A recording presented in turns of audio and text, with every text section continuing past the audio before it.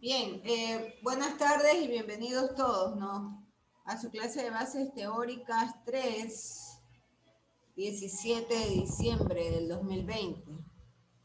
Estamos en el segmento de zoología y estamos revisando el tema de la respiración y un subtema muy importante sería conocer los mecanismos del sistema respiratorio humano, ¿no? Para poder entender cómo es que se produce el intercambio gaseoso a través justamente de la hemoglobina y del elemento perteneciente a la hemoglobina, que es el eritrocito.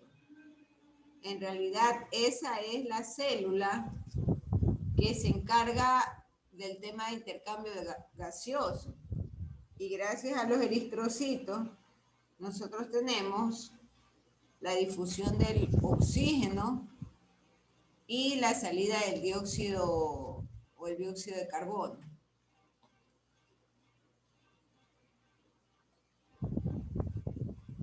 Entonces vamos revisando su libro. Esto es muy importante. Por favor, confirmen que pueden ver el libro. Sí, Master, sí se le ve. Ya, estamos en la página 648 del texto de Audersi. Eso lo tienen ustedes colgado en su campus virtual. Y del texto estamos revisando la unidad 5, Anatomía y Fisiología Animal. Solo para hacer una recapitulación de las cosas.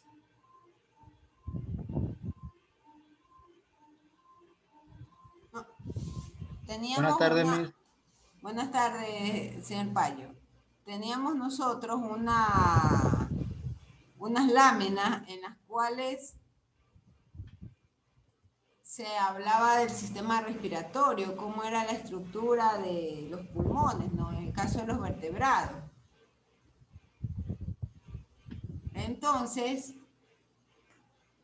ahí tenemos en las páginas 645, por ejemplo, cómo trabajan o cómo es el funcionamiento de los sacos de aire de las aves, ¿no?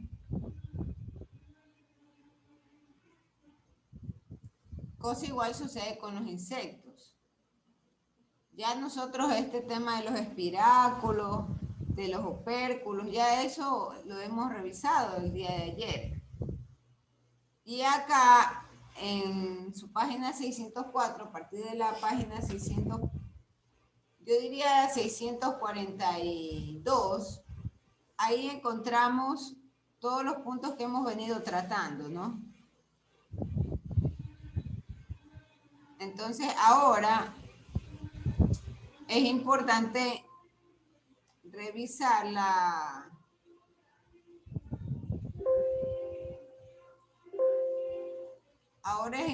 revisar el mecanismo respiratorio humano. Entonces, en esta figurita, nosotros tenemos a lujo de detalle lo que es el aparato respiratorio en los seres humanos. ¿Y cuál es la secuencia en realidad que sigue o cómo trabaja este sistema respiratorio? Ya este tema lo hemos visto inclusive desde nuestra instrucción primaria, ¿no? Sin embargo,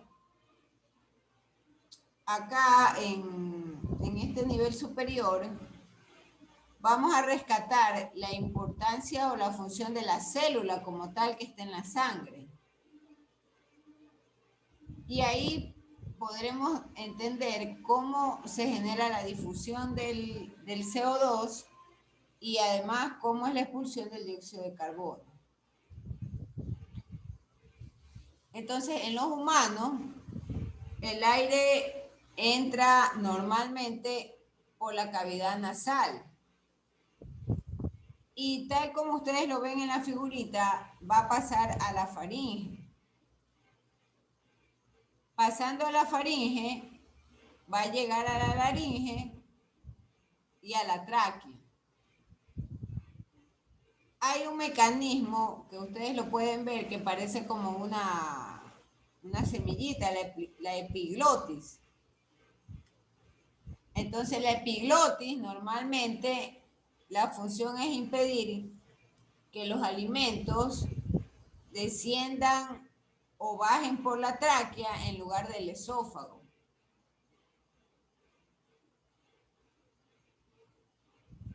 Esa es la función de la epiglotis. Por otro lado, la tráquea se divide en dos ramas, tal como ustedes lo pueden apreciar en la figura. Entonces, los bronquios hay en cada pulmón y hay unas ramas más pequeñas. Hay unas ramas más pequeñas justamente de los bronquios que conducen ese aire a los alvéolos. ¿Dónde está el detalle de los alvéolos? Justo en la parte derecha. Y ahí tenemos esas especies como de apéndices lobulares, ¿no? De manera que los bronquiolos permiten que el aire llegue hasta los alvéolos.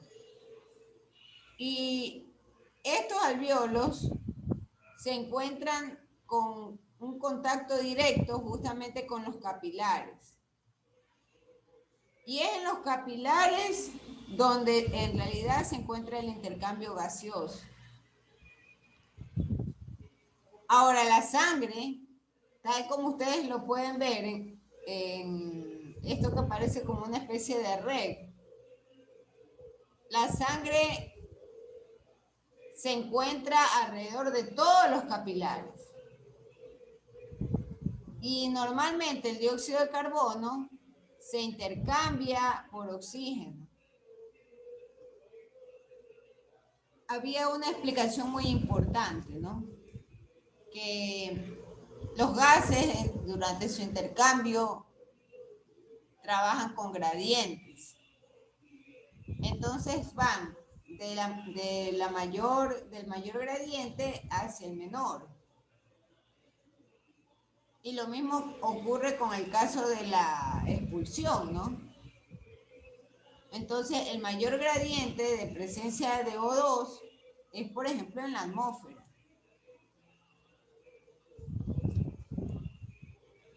¿Qué más ocurre con el tema de la sangre que fluye en los capilares? Entonces, todo el mundo o cualquiera ha realizado un examen o se ha hecho un examen de sangre. De manera que en el hemograma completo usted tiene justamente el rubro hematócritos. Entonces, dentro de estos hematócritos se encuentran los eritrocitos. Estamos hablando de la sangre humana. Y por supuesto, los eritrocitos son los encargados de la difusión tanto del O2 como de la expulsión. Ahora, el intercambio gaseoso como tal, yo lo llevo a cabo en los alvéolos, dentro de los alvéolos. Estos alvéolos están ubicados en cada pulmón.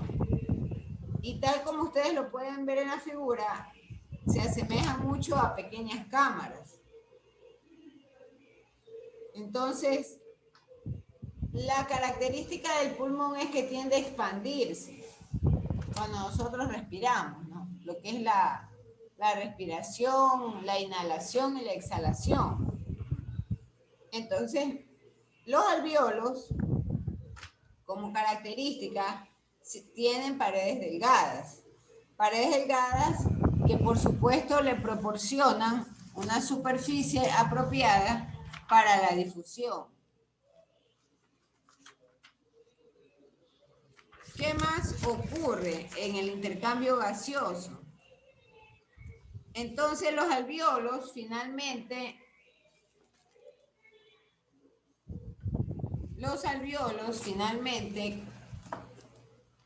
se unen o entran en contacto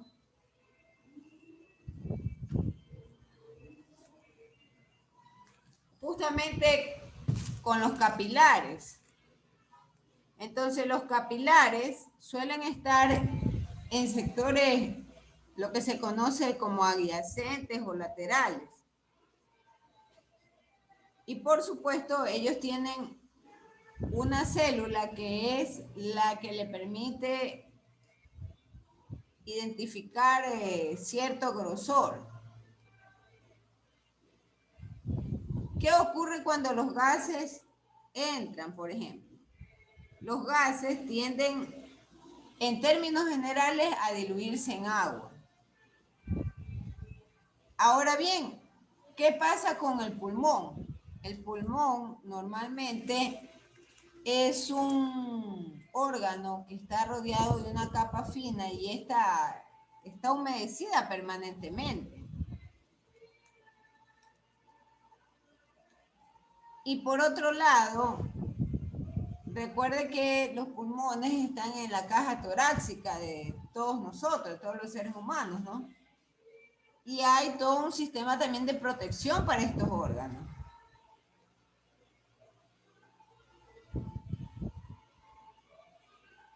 No tenemos acá una figurita. Pero la caja torácica es justamente esto, ¿no? Aquí abajo hay un caso de cuál es el mecanismo que se emplea en el caso de que alguien se haya tragado algún objeto inadvertidamente y que eso le esté generando obstrucción en sus vías respiratorias. Pero si usted nota el área de los pulmones, la caja torácica en realidad está protegida. Hay un conjunto de huesos, ¿no?, que evita justamente que ese órgano se golpee o se genere algún tipo de daño, ¿no?, por las diferentes actividades que nuestros cuerpos realizan. Entonces, la sangre normalmente se bombea por el corazón y de ahí va a los pulmones y por supuesto circula hacia todos los tejidos de nuestro cuerpo. La sangre finalmente tiene que llegar a los alvéolos, pero lo hace a través de esta red capilar, que es la que ustedes están viendo en la figurita. Y ustedes ven esa especie como de líneas rojas y líneas azulitas. Entonces, ahí es así como llega la sangre a través de la red capilar a los alvéolos.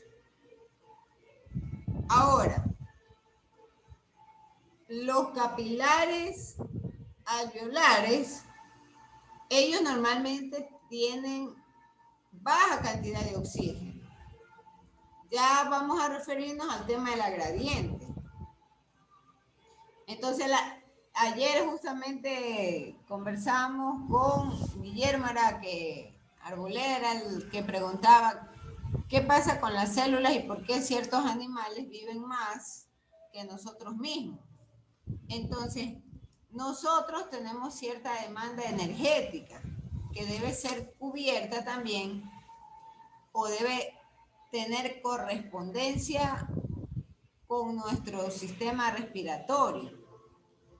Entonces, las células corporales nuestras usan el oxígeno y por supuesto los responsables son los capilares alveolares. Entonces ellos tienen normalmente poco oxígeno debido al uso de la célula y además presentan elevadas concentraciones de dióxido de carbono. Esta parte es fundamental.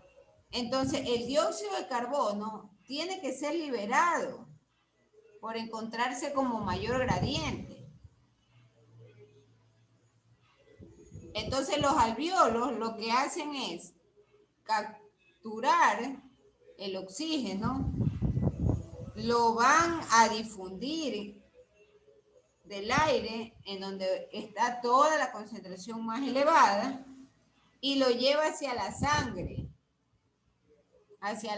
que tiene una baja concentración de oxígeno. Por otro lado, y de manera paralela, el dióxido de carbono, en cambio, sale. Es decir, hay un mayor gradiente en la sangre y va y presenta un flujo de salida hacia la atmósfera o hacia todo lo que quiera verse como lo que está fuera de la sangre. Entonces, normalmente la sangre que proviene del pulmón ya ahí está oxigenada. Y también, como se ha producido esta evacuación o esta salida, la concentración del dióxido de carbono, en cambio, ha bajado. Y así es como regresa al corazón. Y por supuesto, lo bombea esta sangre ya oxigenada con bajo dióxido de carbono al resto de los órganos. Entonces, ese es el mecanismo a través del cual nosotros respiramos. Y es muy importante recordarlo.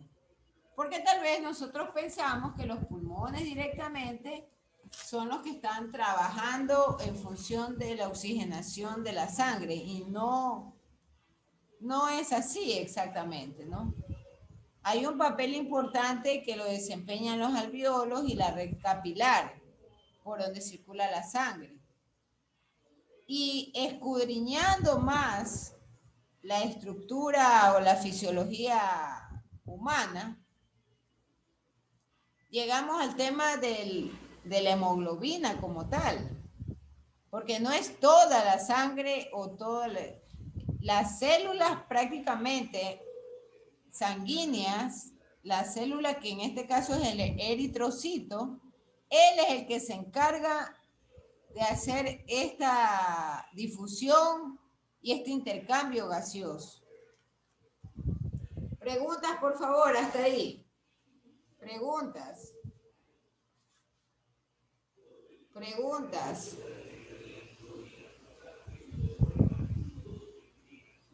Entonces, vamos a ver cómo el oxígeno y el dióxido de carbono son transportados por diferentes mecanismos. Va a quedar, por si acaso, como caso de estudio, revisar el tema si fumar es una decisión de vida y de respiración. Va a quedar como tarea eso. Este caso que dice guardián de la salud. Es muy importante, ¿no? Y más que todo para aquellas personas que gustan mucho de fumarse su tabaco.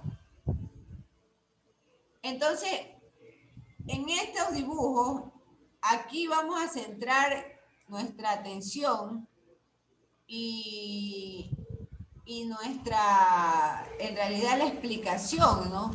Porque aquí se está resumiendo los pasos importantes de la transportación y más que todo se está separando cómo se genera la difusión del oxígeno, que es el O2, y cómo se transporta también el dióxido de carbono de los tejidos a los pulmones. Y cómo sale también. Entonces, no piense tampoco que este proceso es un proceso inmediato, ¿no? Que simplemente yo inhalo, recibo oxígeno y listo, ¿no? Y el dióxido de carbono desaparece. Esto no funciona de esa manera. Recuerda que estamos hablando de gradientes. Los gradientes son niveles de concentración que normalmente van de mayor a menor. Entonces, el oxígeno disuelto yo encuentro como mayor concentración fuera del cuerpo. Y el dióxido de carbono, en cambio, está dentro de nuestro organismo, en su mayor gradiente. Por eso es que debe de salir.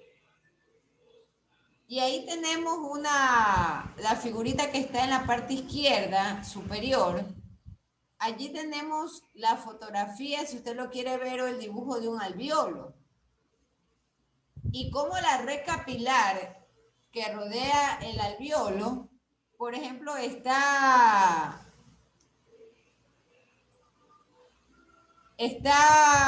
haciendo viajar al hematócrito y, para ser más puntual, a los eritrocitos. Y los eritrocitos lo que hacen es tomar del mayor gradiente el oxígeno respirable, y una vez que lo toman, el CO2 que está como mayor gradiente en nuestro cuerpo, en nuestros pulmones, en cambio sale. De aquí hay un tema muy importante, ¿no? Y es el cambio de color, básicamente de los eritrocitos. Y por ese motivo es que cuando las personas están quedándose sin aire, o cuando de hecho mueren asfixiados, tienen un color azulado. Entonces, esa es la explicación por la cual el color azulado se denota, ¿no? en las personas que están quedándose sin oxígeno. Significa que el mayor gradiente del CO2 no ha sido evacuado. Y tampoco hubo entrada oportuna por parte de los eritrocitos del oxígeno como tal. Entonces, normalmente el oxígeno siempre se va a enlazar, pero se enlaza con la proteína del hierro. Entonces, nuevamente insistimos, ahí tenemos la foto de la hemoglobina. Esta es la hemoglobina como tal. Estoy refiriéndome a la figura que está en la parte derecha, la parte superior. Entonces, la hemoglobina, que tiene o posee las células eritrocitos, es la única que puede enlazarse con respecto a la molécula de oxígeno. Es la única. Y por supuesto, una vez enlazada, transporta ella aproximadamente unos 8 átomos de oxígeno respirable. Entonces, todo el oxígeno o casi todo el oxígeno que transporta esta sangre siempre va a estar enlazado o va a tener como responsable a la hemoglobina, siempre. Ahí se produce justamente el tema también de eliminación de oxígeno.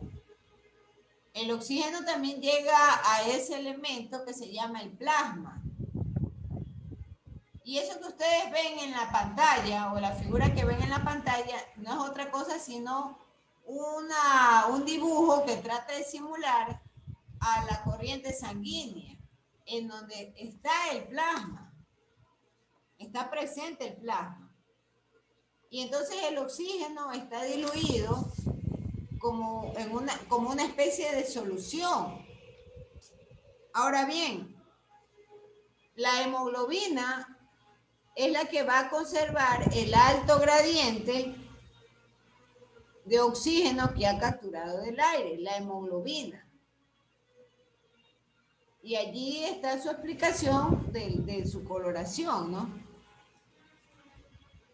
Entonces, normalmente ella puede atrapar aproximadamente un 70% del oxígeno. Conforme hay toda esta circulación de sangre a través del alveolo, conforme hay esta circulación, entonces la proteína que existe justamente en la sangre cambia su forma y por supuesto se modifica el color. Eso es lo que ustedes ven en la figura que está a la izquierda. Cambia de color. Y por ejemplo, aquella hemoglobina o aquella sangre que es de color rojo oscuro, que se va volviendo azul ahí en la figurita y que toma un tono medio lila, significa que está registrándose la presencia del CO2, del dióxido de carbono. Y claro, llega un momento en que, tal como ustedes ven, puede ser engañosa la presencia del oxígeno. Más que todo en las interfaces del cambio de color. Pero de no recibir la entrada de la hemoglobina que viene del mayor gradiente del aire, entonces ahí se genera un problema. Y por ejemplo, ya ahí se convierte en incapaz de transportar el oxígeno. Ahí es cuando justamente les mencionaba, la persona empieza a asfixiarse y los labios de estas personas empiezan a tornarse azules, se ponen medio morados, porque eso es un indicador que la hemoglobina no ha capturado oxígeno y que por lo tanto se encuentra esa sangre desoxigenada, pues sin oxígeno. ¿Qué pasa con el CO2? El dióxido de carbono, en cambio, es un gas que tiene mayor complejidad. Hablamos de la complejidad química como tal. Y recuerden que estamos en un medio húmedo, porque hay toda una capa que conserva humedad. Esa capa rodea también los alvéolos, rodea el pulmón como tal tiene humedad. Entonces, el dióxido de carbono con el agua tiende a formar un ion y forma un ion que también se transporta por el plasma sanguíneo. Entonces, regresa a los pulmones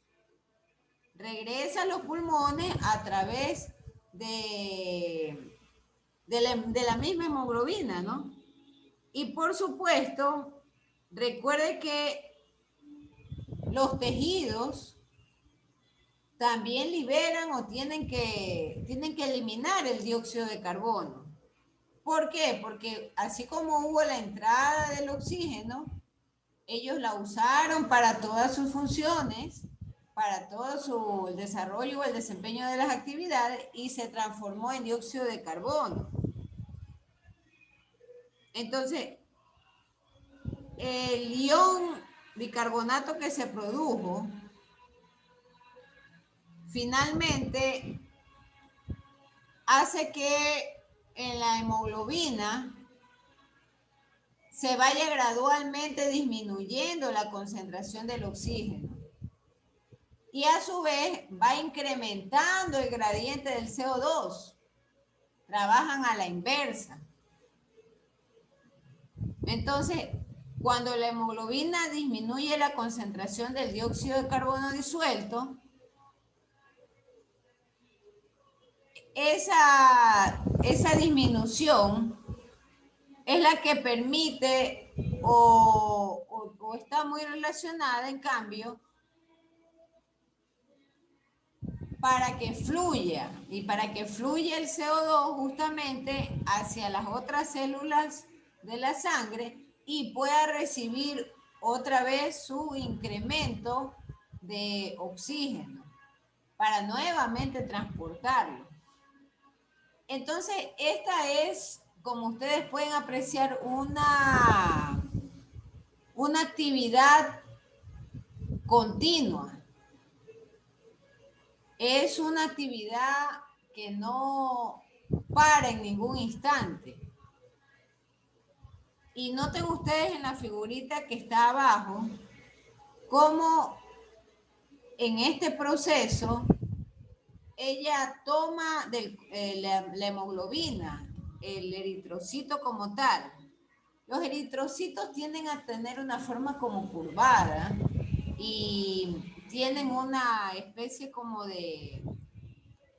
Tiene como una especie de núcleos, de célula por el cual permiten entradas y salidas de estos gases difundidos en la sangre y diluidos también en el agua, ¿no?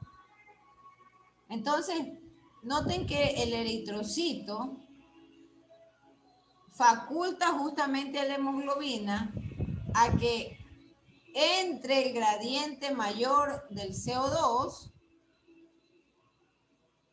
lo transporta al resto de órganos y salga, por un lado. Por otro lado, otro grupo de eritrocitos, cuando ya ha evacuado un alto porcentaje de gradiente, siempre se habla del 70%. ¿Qué significa esto? Significa que no son eficientes 100%. Y un poco hacia la clase de hoy se orienta a la pregunta que me hacía el señor Arboleda el día de ayer, ¿no?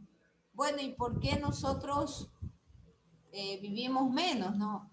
Porque justamente nuestros sistemas no son 100% eficientes. El eritrocito del cual hablamos, o a los cuales nos estamos refiriendo el día de hoy, ellos no evacúan todo el gradiente. No lo evacúan. Quedan ciertos remanentes. En este caso, de la presencia del dióxido de carbono. Y la captura es igual. No se captura el 100% del oxígeno respirable. Sí es un sistema muy activo, eso sí. Entonces nosotros inhalamos y exhalamos. Y por supuesto, nosotros usamos muchísimo el famoso diafragma muscular, ¿no? Para esta función. Y el diafragma está un conjunto de músculos, ¿no? Y justamente están en la parte inferior. Y ellos tienen tienen la apariencia de una especie de domo. Entonces, esta es una actividad continua. Y a medida que los años avanzan y con una actividad continua, obviamente las células empiezan a envejecer. Y con ella, por supuesto, nuestros eritrocitos, ¿no? Que están en la hemoglobina.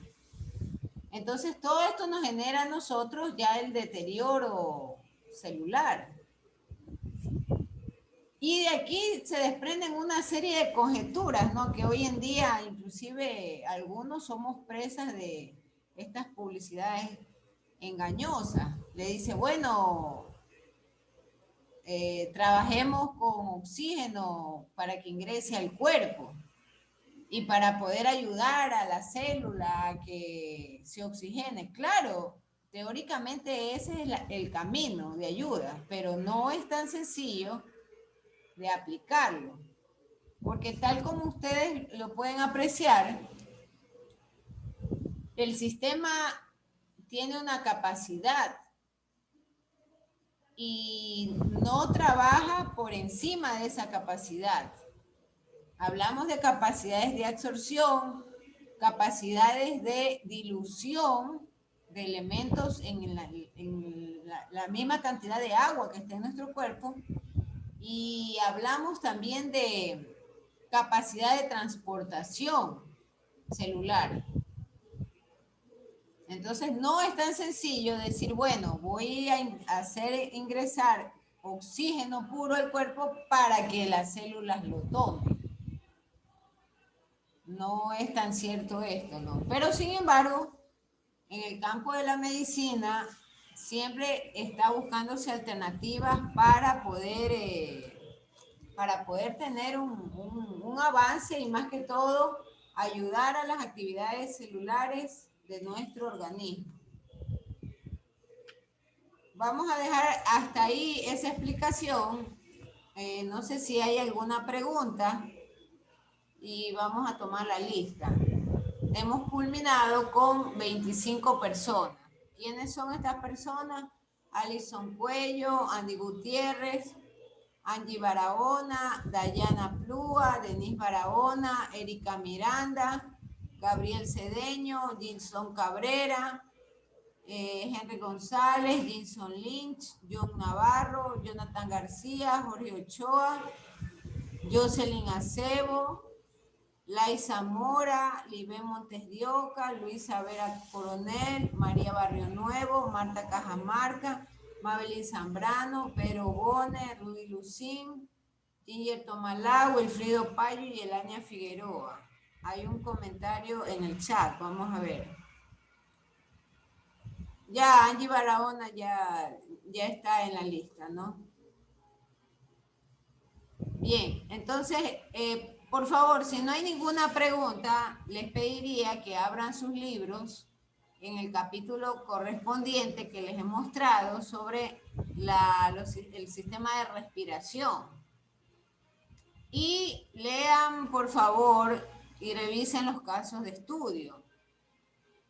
Más que todo, es un caso de estudio, pienso yo, para la reflexión de la conservación de las células y de los eritrocitos de nuestra sangre, ¿no? Porque al momento de fumar, como estamos apreciando, lo que estamos aumentando es los gradientes de CO2 corporales. Y al momento de aumentar el gradiente, más lo que nuestro cuerpo genera, va a resultar que tengo un gradiente de CO2 ahí,